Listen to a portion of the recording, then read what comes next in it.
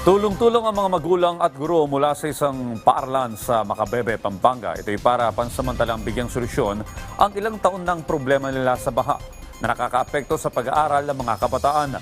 Ang detalye sa report ni Isaiah Mirafuentes.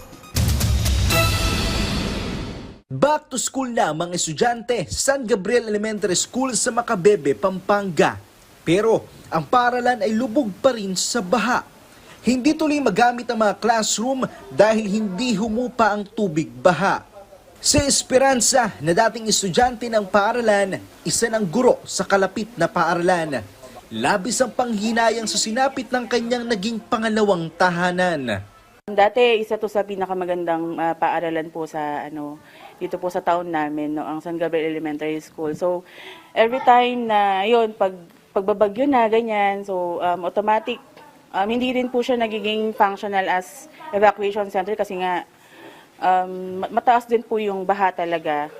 Araw-araw niyang nakikita ang ganitong sitwasyon dahil sa tabi lang ng eskwelahan siya nakatira.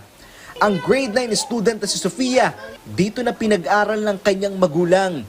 Ito lang kasi ang malapit na school sa kanilang lugar. Inabutan pa namin si Sofia na namimingwit ng isda. Nandun yung pangamba. Or nag-aalala kapag po nagtatag-ulan na po or palagi pong umuulan dahil yung pagbaha po umaabot po hanggang kwarto po. Ganito yung daan na dapat daanin ng mga estudyante dito para makapunta doon sa kanilang classroom. At titingnan nyo, pati itong covered court nila, dating palaruan na ginagamit tuwing flag ceremony, lubog na rin sa baha. Mahigit sa 4 na taon na itong kalbaryo sa San Gabriel Elementary School. Yung disenyo ng classroom, kitang-kita pa may blackboard, yung mga gamit ng estudyante, pero yung loob sobrang dilim at lalim ng tubig, may mga patay pang isda.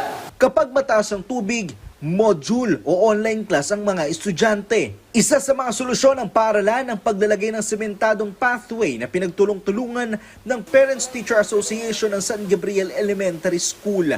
Hindi lang ang paaralang ito ang lubog sa baha dahil maging mga bahay sa paligid nito ay hindi na nagagamit ang unang palapag. Magyang likod ng eskwelahan nga na dating palayan ay tila naging dagat na. Siguro sir, sa mga kalapit bayan namin na medyo mataas sa amin, nagpapakawala ng tubig, ganyan, pag sobrang laki na yung tubig nila, tapos bubuksan yung mga dito babagsak sa amin sa Macabebe. Ang nakikitang dahilan ay ang unti-unting pagtaas ng tubig sa ilog, kaya umaapaw ito hanggang sa kalupaan.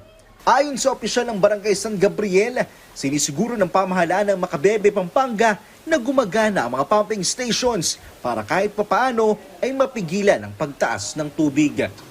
Isaiah Mirafuentes para sa Pambansang TV sa Bagong Pilipinas.